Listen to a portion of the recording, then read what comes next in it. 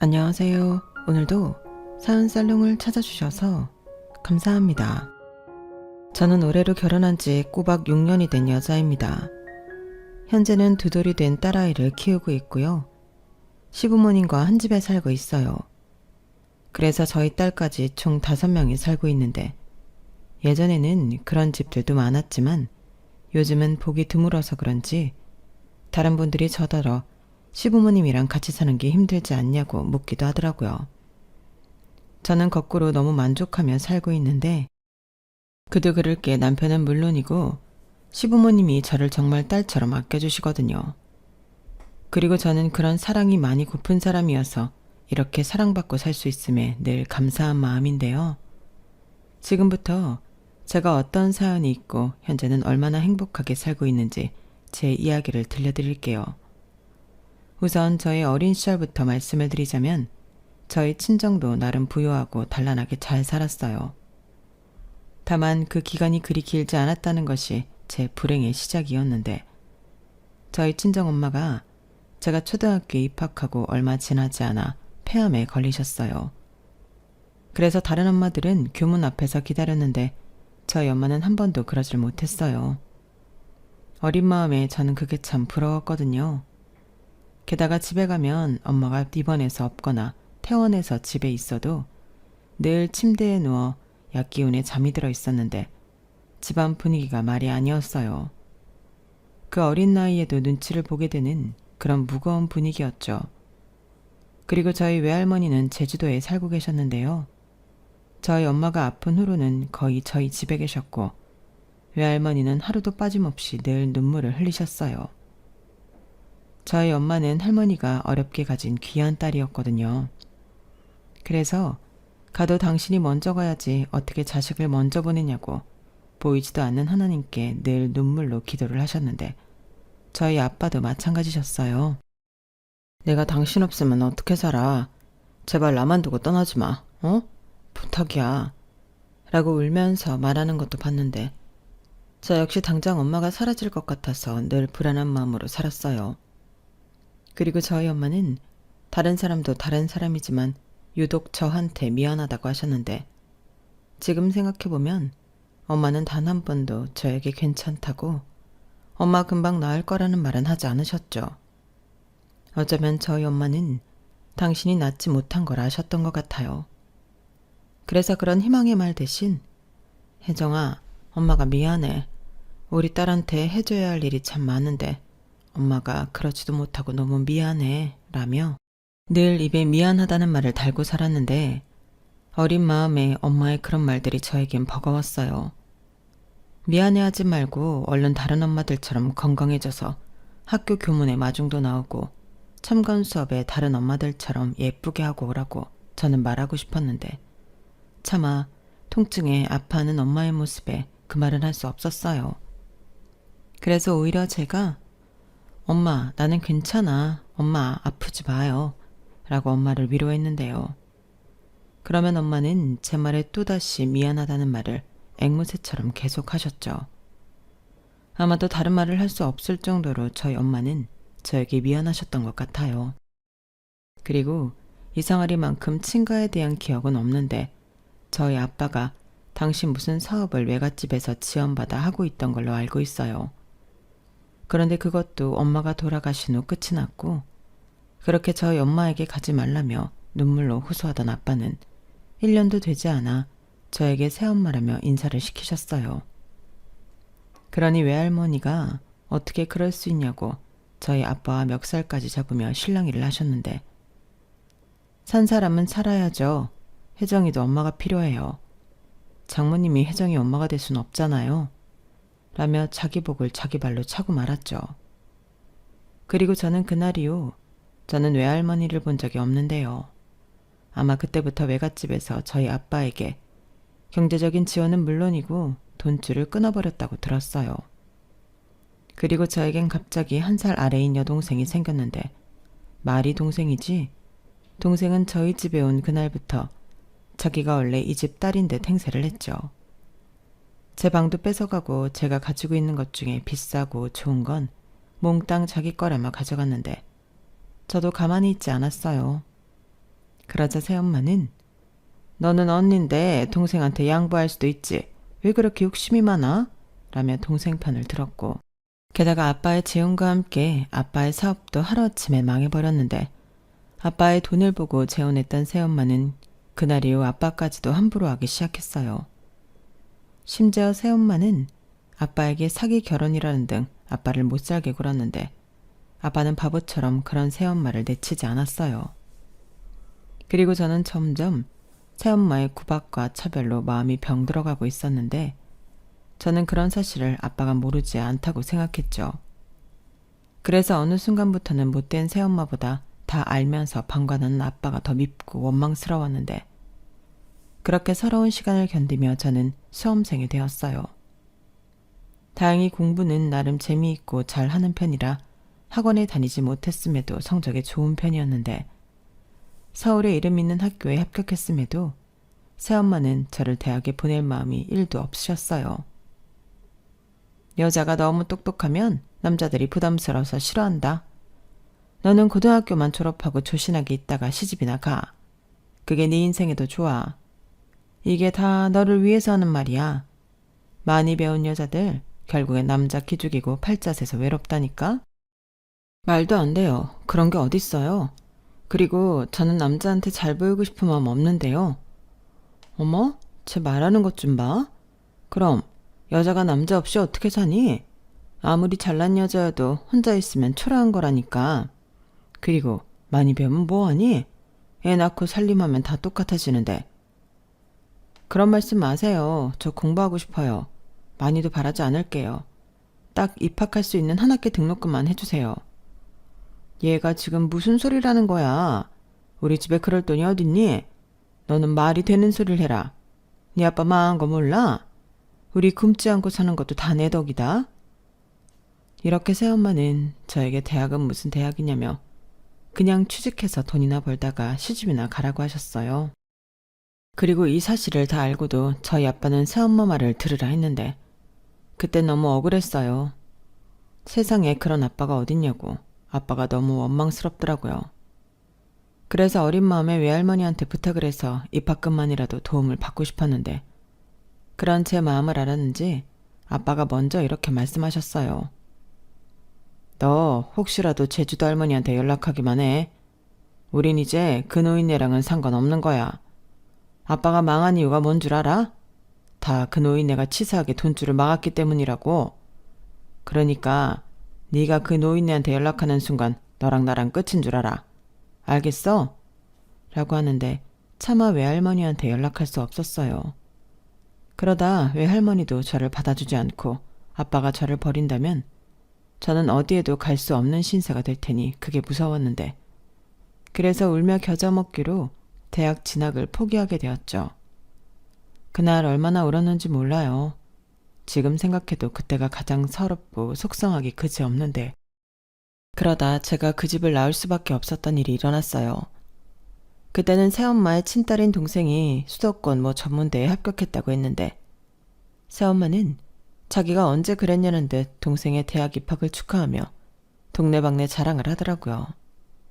그때가 저희 집 상황이 크게 달라진 것도 없었는데 새엄마는 동생에게 등록금 걱정하지 말라며 저 때와는 180도 다른 모습을 보이셨죠.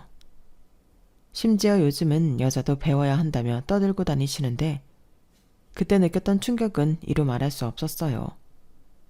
그리고 그때도 허수아비 같았던 저희 아빠는 새엄마한테 아무 말도 하지 못했는데 그래서 아쉬운 사람이 우물을 판다고 저는 새엄마한테 이건 불공평하지 않냐고 따져 물었죠.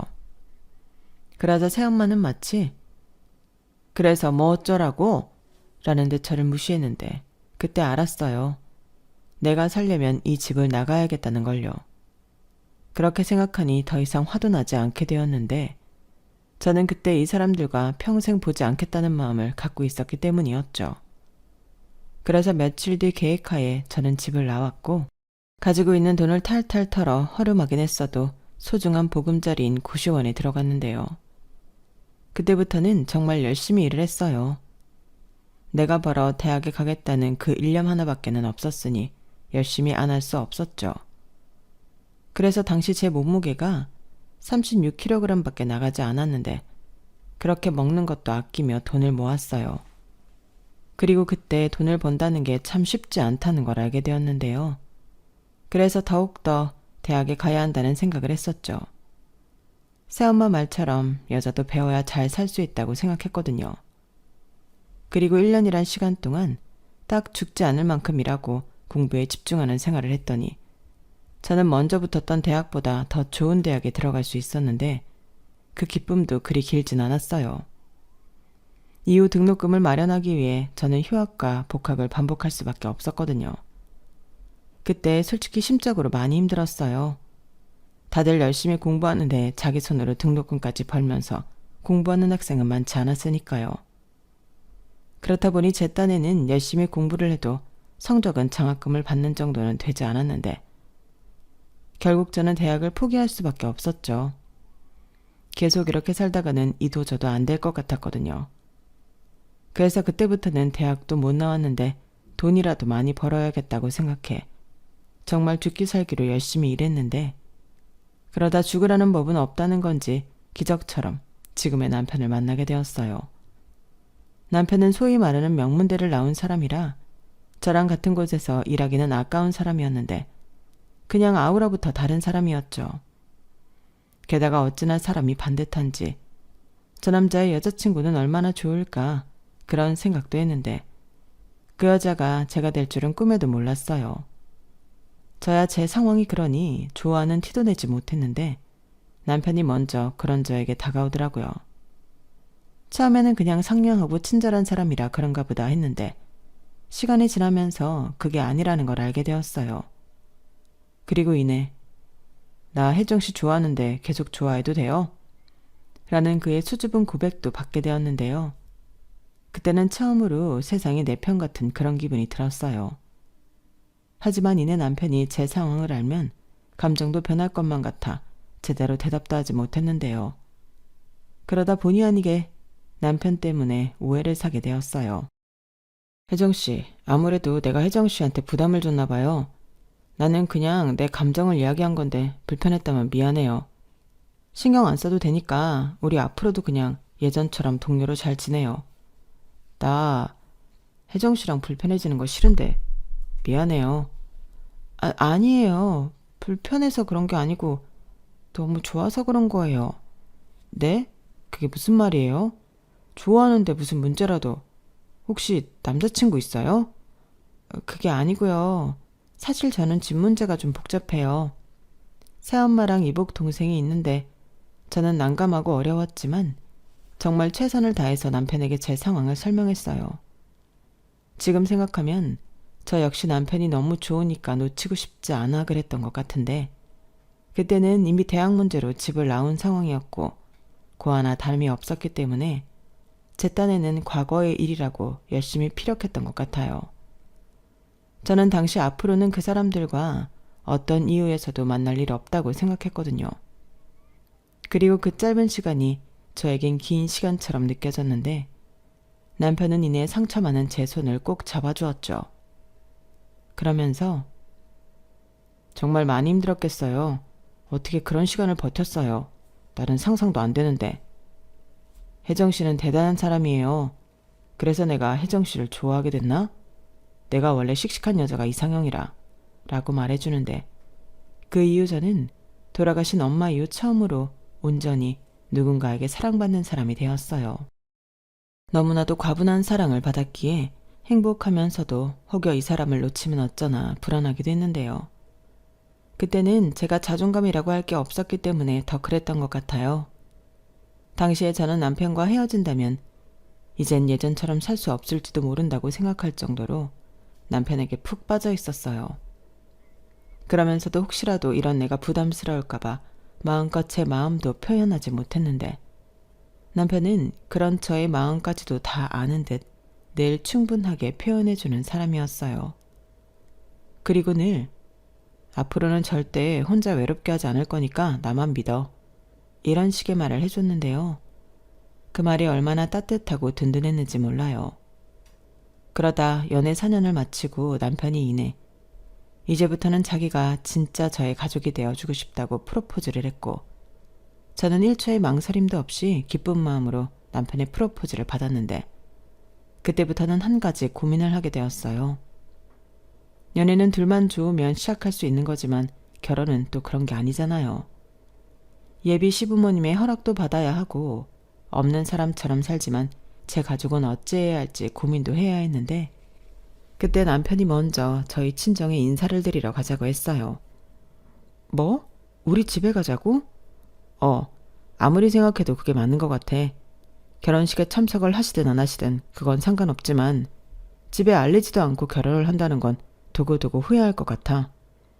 글쎄, 가봤자 좋은 소리도 못 들을 텐데 굳이 그래야 할까? 혜정아, 나 못 믿어? 이제부터는 아무도 혜정이 너한테 상처 줄 수 없어. 내가 있는데 어림도 없지. 그리고 이건 일종의 선전포고야. 혜정이 네 옆에 내가 있으니까 함부로 하지 말라는 경고야. 그렇게 말해주는 건 너무 기쁘지만 우리 새엄마 정말 이상한 사람이야. 말도 함부로 못하고. 괜찮아. 그냥 죄 지은 거 없으니까 떳떳하게 결혼하자는 거니까. 저는 그렇게까지 말하는 남편에게 더는 아무 말도 하지 않았어요.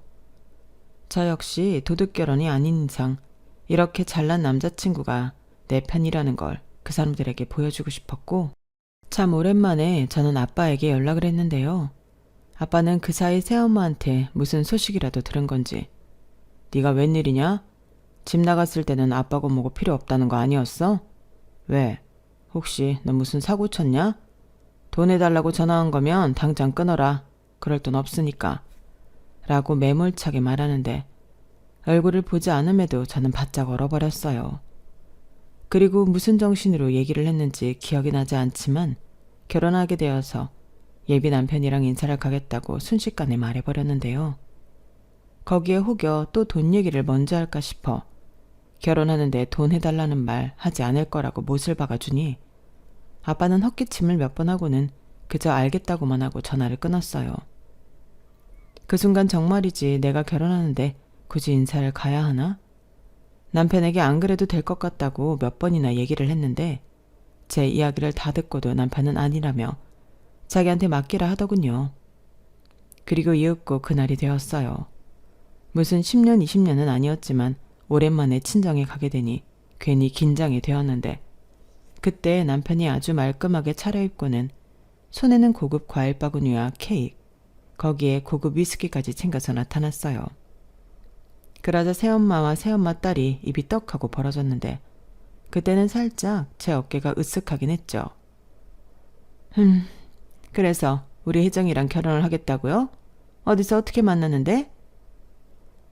같은 회사에서 만났고 제가 좋아해서 쫓아다녔습니다. 너무 예쁘고 바른 사람이라 제가 한눈에 반했거든요. 아, 하긴 혜정이 제가 어릴 때부터 남자만 보면 음흉하게 살살 꼬리치고 그러긴 했어요. 딱 보니 거기에 넘어갔네. 뭐 어찌되었든 결혼한다고 하니 그건 알겠고 혹여 뭐라도 우리한테 기대하는 거면 그런 거 없습니다. 그리고 저도 혜정이한테 대충 집안에 대해서는 들었어요. 새엄마시고 이복동생이라고. 그래요? 그래도 나는 새엄마라고 혜정이 쟤한테 다른 친엄마 못지않게 해줄 건 다 해줬어요. 혜정이 쟤한테 무슨 말을 어떻게 들었는지 알 수 없지만 나 엄마 자격 있는 사람이라고요. 우리 딸도 그래요. 언니라고 얼마나 잘 따랐는데. 여보, 안 그래? 내 말이 맞잖아. 그랬지. 맞아. 그랬군요. 감사합니다. 우리 혜정이 잘 키워주셔서. 앞으로는 제가 행복하게 해주도록 할 테니 아무 걱정하지 마세요. 그래요? 뭐 잘 됐네. 알겠어요. 앞으로 우리 혜정이 잘해줘요. 아 맞다. 우리 혜정이가 식탐이 좀 있는데 그것도 알죠? 얘가 보기에 말라 보여도 먹는 걸 엄청 바뀌어요. 제가 우리 집 식비 다 거덜냈다니까? 제가 언제요? 없는 말 하지 마세요. 어머? 내가 언제 없는 말 했니? 네가 밥을 얼마나 축내는데. 그래 알겠다. 너도 내숭이라는 걸 떨고 있나 본데 알겠어. 그나저나 우리 사위는 어떤 사람인가? 우리도 사위가 어떤 사람인지 알아야 허락을 해주지. 저기 지금 허락을 구하러 온 게 아니에요. 결혼한다고 통보하러 온 거라고요. 혜정아 괜찮아. 어머니 뭐든지 물어보세요. 저는 괜찮습니다. 아 제가 저런 애예요. 새엄마라고 나한테 얼마나 야박하고 함부로 하는데 설마 저런 애를 시집 보내도 되나 몰라. 거기 부모님은 혜정이제 허락했어요? 아, 중요한 걸 안 물어봤네. 부모님은 뭐 하시는 분이에요? 돈은 좀 있으신가? 정말 제 얼굴이 뜨거울 정도로 민망한 질문의 연속이었어요. 그리고 새엄마는 제 남편 앞에서 제가 얼마나 못난 사람인지 없는 흉도 만들어내서 저를 이상한 사람으로 만들려고 했는데 남편은 이미 예상이라도 했다는 듯 태연하게 행동했어요. 그리고 일괄적으로 제 편에서 이야기를 했는데 순간 이 남자는 내가 그렇게 우리 집에 가지 말자고 했어도 내 길을 살려주려고 일부러 우리 집에 인사를 가겠다고 했구나 라는 걸 알게 됐어요. 그리고 남편의 그런 의도를 알게 되니 너무 고마운 마음이었는데 그 이후에도 새엄마의 노골적인 질문들이 이어졌죠. 그러다 남편이 명문대를 나온 사람이고 시부모님이 자기 사업을 하고 계신 소위 말하는 있는 집이라는 걸 알게 되었는데요. 그때부터는 새엄마와 동생이 당황한 듯 말문이 막혔어요. 아무래도 많이 놀란 듯 보이더라고요. 대학도 못 나온 제가 저런 괜찮은 집안의 남자와 결혼을 하다니 뭔가 배가 아픈 얼굴이었는데 제 남편의 배경을 알게 된 후로는 어째 새엄마보다 동생이 더 충격을 받은 듯 자꾸만 저를 흘깃거리는 걸 느낄 수 있었어요. 그도 그럴 게 그 잘난 전문대를 나온 동생은 취업도 못하고 집에서 백조로 놀고 있다 하더라고요. 그러니 집단에는 대학도 못 나온 제가 어떻게 저런 남자를 낚았나 딱 그런 얼굴이었는데요. 저는 대놓고 뭘 봐? 하듯 똑같이 동생을 쳐다봤어요. 뭐 굳이 따지자면 동생도 아니긴 하지만요. 그렇게 남편 덕에 처음으로 복수 비슷한 걸 하게 된 저는 집을 나오면서 속이 뻥 하고 뚫리는 것 같았는데 역시 문제는 시댁에 인사를 가는 거였어요. 남편은 걱정할 것 없다고 장담했지만 다 가진 부모님이 훌륭하게 키운 아들을 저 같은 여자한테 주실 것 같지 않았죠.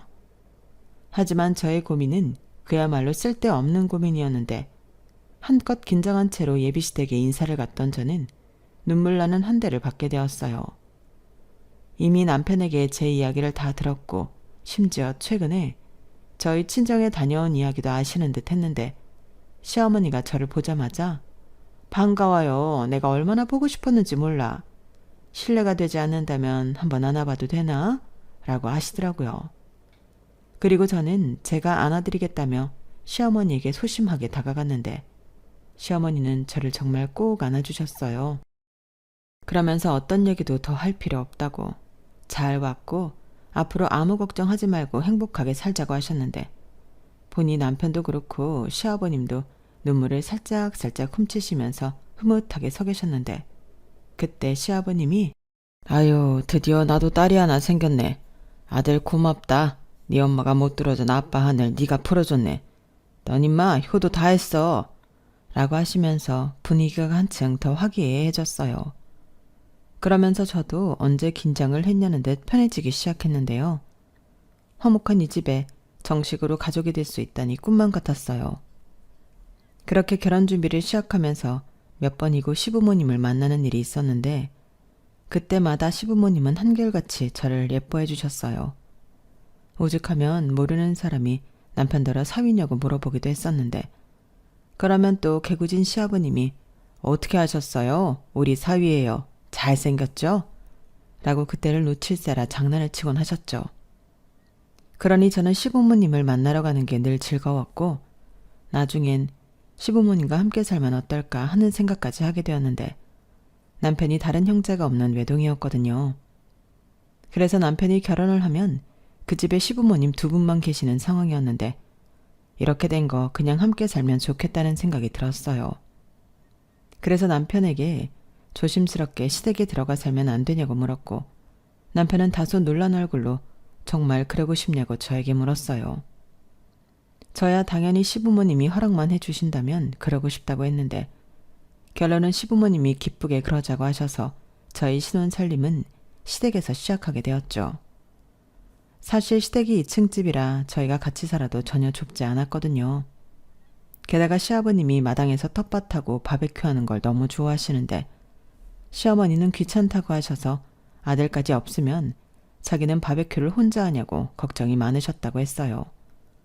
그런데 며느리까지 생겨 셋이 놀 수 있으니 너무 좋다고 오히려 2층 리모델링을 싹 해줄 테니 저더러 못 만들어 와 살라고 하셨는데 제가 복이 참 많아요. 그 덕분에 저는 결혼 자금도 얼마 쓰지 않고 제 분에 넘치는 집에 시집을 오게 되었는데요. 나중에 궁금했는지 새엄마가 전화를 해서 어떻게 지내냐고 묻더군요.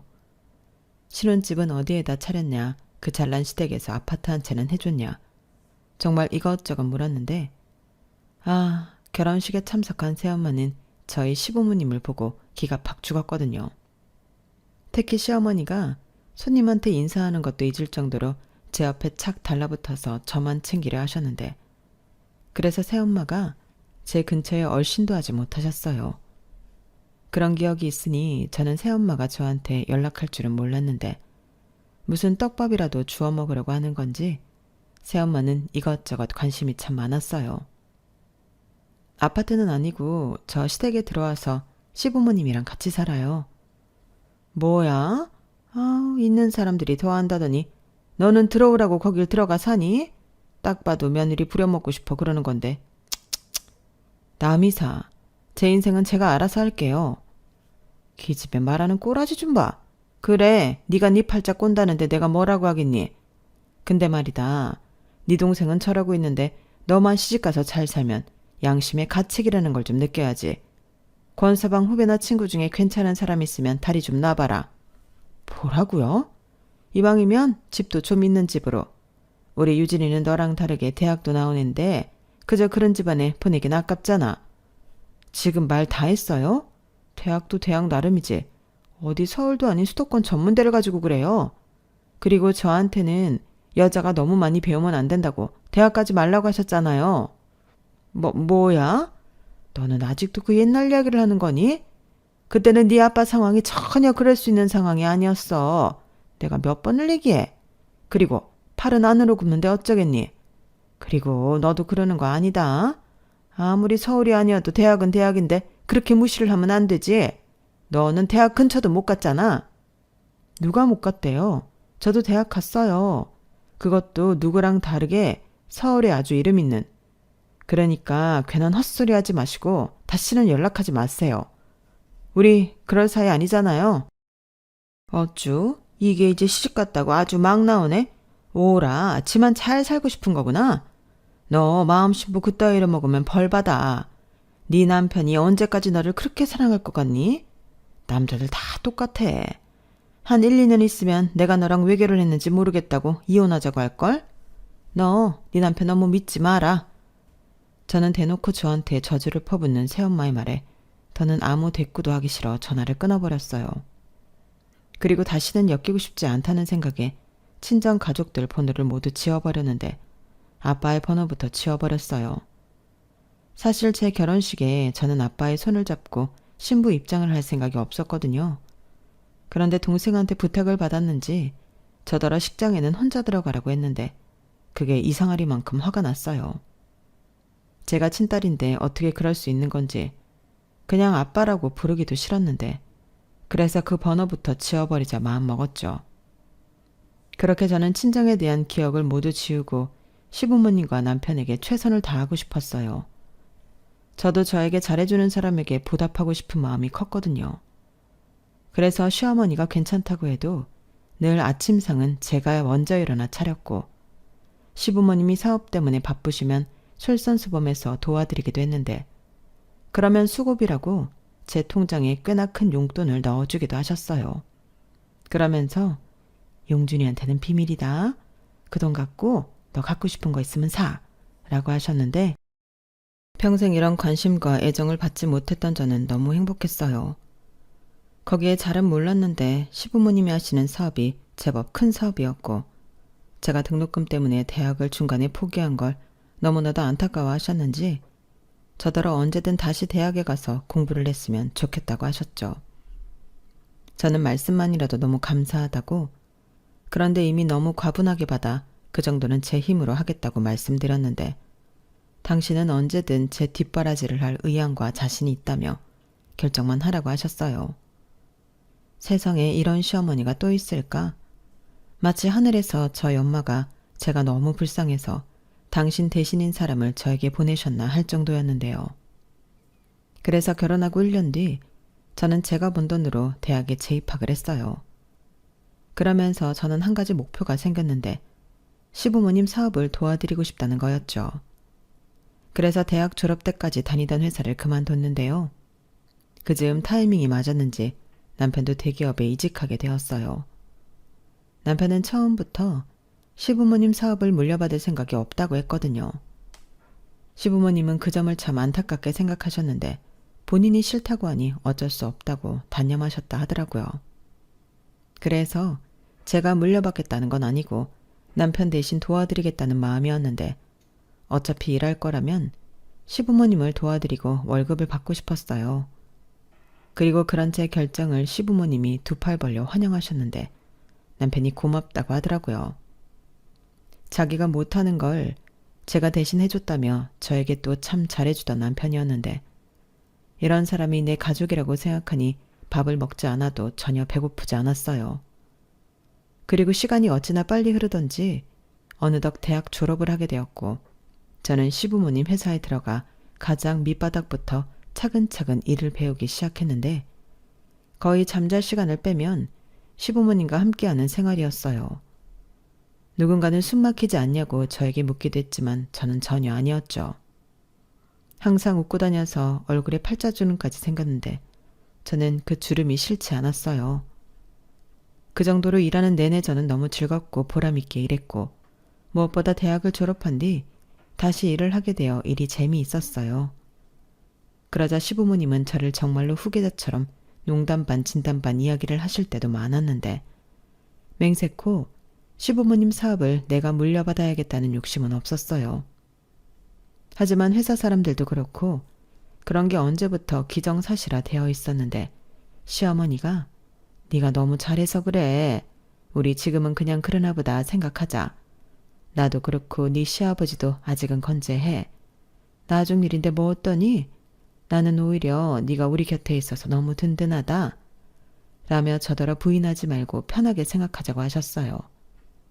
그리고 제 생각에도 시부모님이 건강하신데 일선에서 물러나실 거라는 건 생각조차 할 수 없는 일이라 애써 부인하고 다니는 것도 이상하다 생각했는데요. 지금은 그런 생각을 할 때도 아니었어요.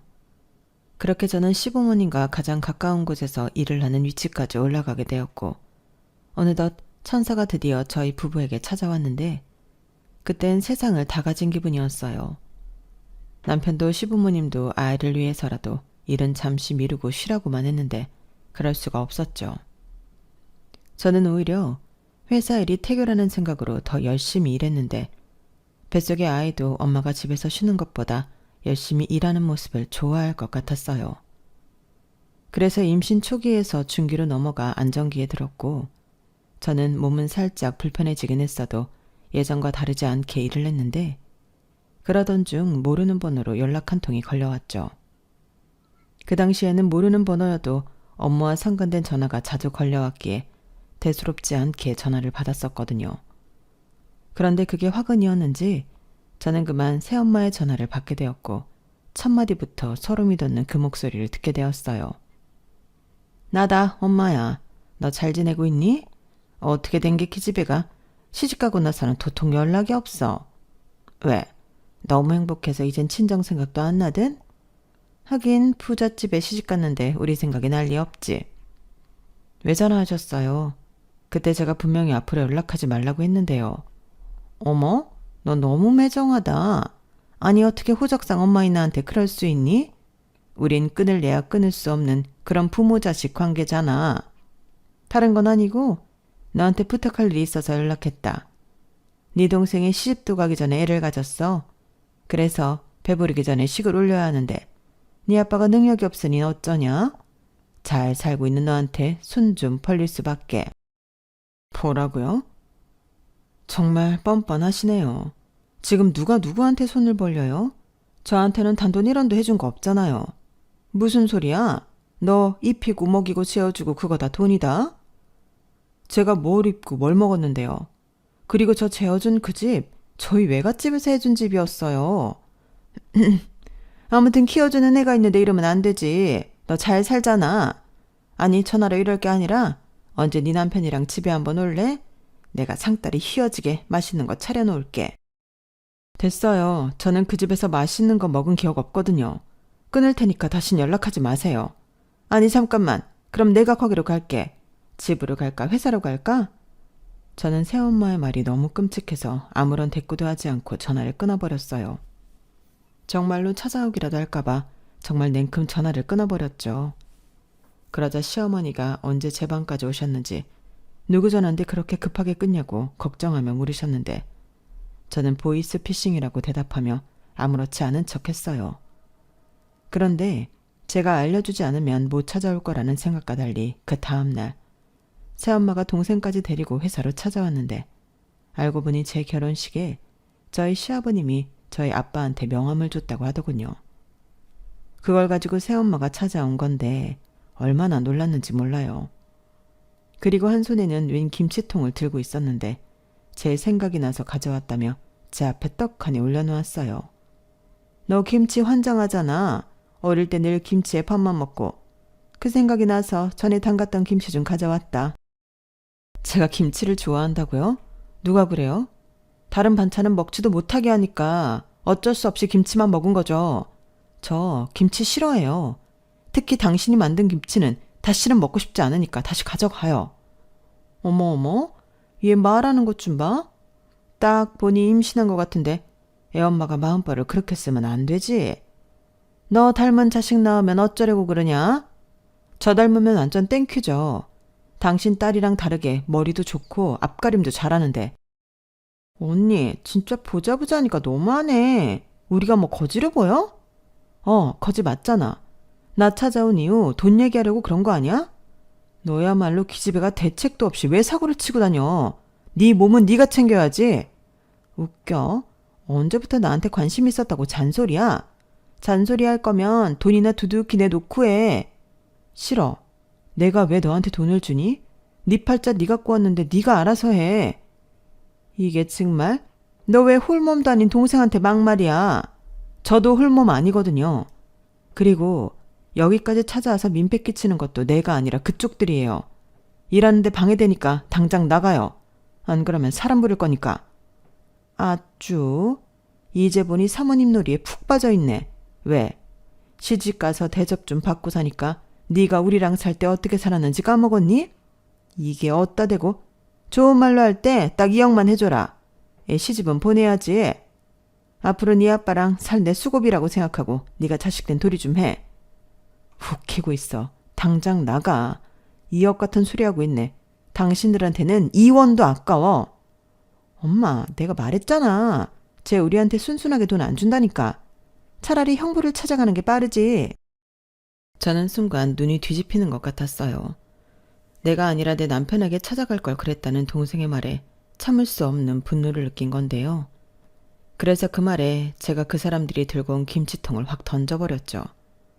그러자 그 충격에 뚜껑이 열려 안에 있는 김치들이 고스란히 그 사람들 앞에서 폭발하듯 터졌는데 저도 살짝 당황하긴 했지만 김치 국물을 뒤집어 쓴 새엄마와 동생을 보니 그렇게 통쾌할 수가 없었어요.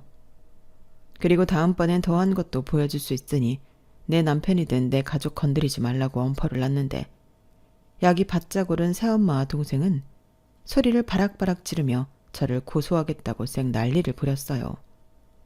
그리고 자기들이 마음만 먹으면 저를 이혼시킬 수 있다는 협박까지 했는데 그때였어요. 아우 이게 다 뭐니? 아우 냄새. 어머 누구세요? 어머니 오셨어요. 부르시면 제가 갈 텐데. 아니 우리 며느리 뭐하고 있나 궁금해서 왔지. 근데 이게 다 뭐니? 저 사람들 누구야? 저희 새엄마랑 동생이요. 김치를 가지고 왔는데 너 김치 안 좋아하잖아. 어머 사돈이셨어요? 몰라 뵀네요. 그렇게 김치 국물을 뒤집어 쓰고 있으니 더 몰랐어요. 아니 너는 어쩌다 그랬어?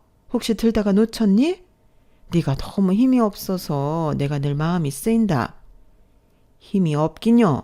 저것은 내숭이에요. 이 김치통 제가 던진 겁니다. 그쪽 며느리가요. 아주 기가 막혀요.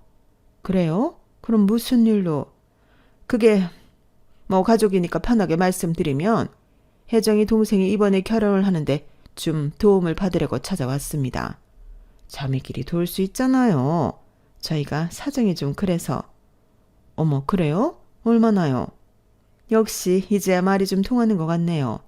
한 2억 정도 도움을 받았으면 하는데 요즘 물가도 그렇고 시세도 그래서 가능하면 한 4억까지도 해주시면 감사하긴 하죠. 어머 세상에, 정말 듣던 대로 사돈은 뻔뻔한 사람이네요. 그 돈을 지금 저희 며느리한테 달라고 오셨어요? 김치가 아니라 김치보다 더한 게 있으면 그걸 던져야 했네. 뭐라고요? 그렇잖아요. 해준 것도 하나도 없으면서 여길 어떻게 옵니까? 자존심도 없어요. 대학 등록금 그거 얼마나 한다고 대학도 못 가게 해놓고 2억? 4억? 정말 미친 여편네네. 뭐야? 여편네? 당신 말 다 했어?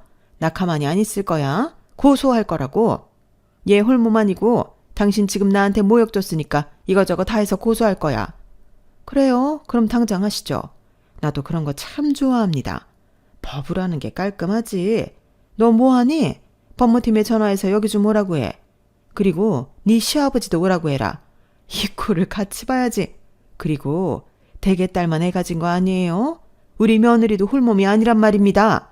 이 뱃속에 있는 애는 내 귀한 핏줄이고요. 당신 우리 애 잘못 건드렸어. 어디서 내 귀한 며느리를. 당신 같은 사람은 내가 먼저 손봐줄 거야. 아니 이봐요. 지금 돈 있다고 사람을 함부로 해도 되는 겁니까? 왜요?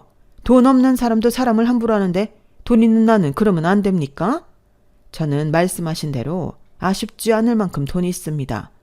그러니까 이번 일은 절대 그냥 넘어가지 않을 거예요. 어디 감히? 저기 사돈 그러지 마시고 저도 처음부터 이럴 생각은 아니었습니다. 좋은 게 좋은 거라고 저희 좀 도와달라는 말씀이죠. 막말로 2억 정도면 사모님, 아니 사돈한테는 껌값이잖아요. 아니 무슨 그렇게 비싼 껌이 다 있습니까? 그리고 잘 모르시나 본데 원래 있는 사람이 더한 법이에요. 그러니까 이렇게 살게 됐죠. 됐고 거기 딱 가만히 있어요. 증거 사진 좀 찍게. 아니다. 너 여기 CCTV 있지? 네 있어요. 어머 어떡해. CCTV도 있대. 아 사돈. 아니 사모님 저희가 잘못했어요. 저희가 급해서 그만. 그래도 계모도 엄만데 자식한테 도움 좀 받겠다고. 자식이요? 누가 자식을 그렇게 합니까? 나는 댁 같은 여자 세상에서 제일 혐오해요. 저는 그 순간 참 천군만마를 얻은 기분이었어요. 저희 시어머니는 평소에는 온순하시고 인자하신 분이었는데 그때는 그 카리스마가 장난이 아니더라고요. 그리고 연락을 받고 오신 아버님은 오셔서는 애기 놀란다며 저부터 나가 있으라고 하셨고 다시는 이런 일이 없도록 하겠다며 바로 법무팀에 얘기해 업무 방해까지 엮어 고소 준비를 하게 시켰는데 나중에 CCTV를 보니 새엄마와 동생이 무릎까지 꿇고 잘못했다고 싹싹 빌었더군요. 그러면서 다시는 저에게 연락하거나 나타나지 않겠다고 약속을 했다는데 다시 나타난다면 10억을 내놓는다는 서약으로 일이 마무리되었어요.